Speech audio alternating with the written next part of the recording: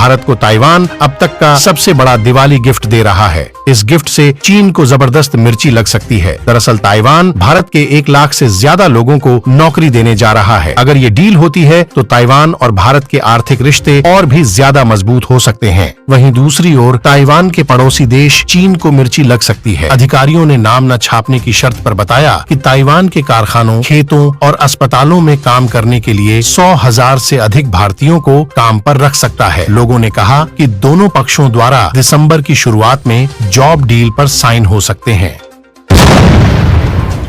Taiwan के लोग लगातार बूढ़े हो रहे हैं, उन्हें ज्यादा से ज्यादा लोगों की जरूरत है। वहीं दूसरी ओर भारत की इकोनॉमी भले ही दुनिया के बाकी देशों के मुकाबले तेज हो, लेकिन इतनी भी नहीं कि लेबर मार्केट में हर साल लाखों जॉब जनरेट कर सके। अनुमान है कि ताइवान 2025 तक सुपर एज्ड समाज बन जाएगा, जहां आबादी के 5वें हिस्से से अधिक बुजुर्ग लोग की आबादी होने का अनुमान है। भारत ताइवान जॉब डील से चीन के साथ जियोपॉलिटिकल टेंशन बढ़ने की संभावना है। चीन नहीं चाहता कि कोई भी देश ताइवान के साथ आधिकारिक तौर पर कोई आर्थिक समझौता करे। ताइवान पर चीन अपना हक समझता रहा है।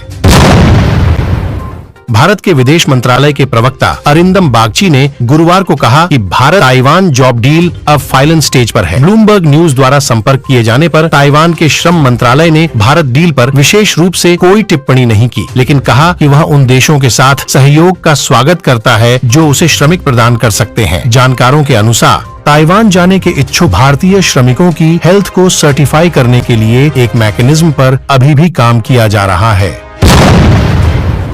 ताइवान में जहां बेरोजगारी दर 2000 के बाद से सबसे निचले स्तर पर गिर गई है, सरकार को 790 अरब डॉलर की इकोनॉमी को चालू रखने के लिए श्रमिकों की आवश्यकता है। लोगों ने कहा कि डील को बेहतर बनाने के लिए ताइवान भारतीय कामगारों को स्थानीय लोगों के बराबर वेतन और इंश्योरेंस पॉलिसीज ऑफर कर रहा है। भारत सरकार बूढ़े वर्क फोर्स का सामना कर रहे विकसित देशों के साथ जॉब डील पर जोर दे रही है। इस साल भारत चीन को पछाड़कर दुनिया में सबसे ज्यादा आबादी वाला देश बन गया है। जानकारों के अनुसार अब तक भारत सरकार ने जापान, फ्रांस और यूके सहित 13 देशों के साथ डील पर साइन किए हैं। वहीं नीदरलैंड, ग्रीस, डेनमार्क और स्विट्जरलैंड के साथ इसी तरह की व्यवस्था पर चर्चा कर रही है।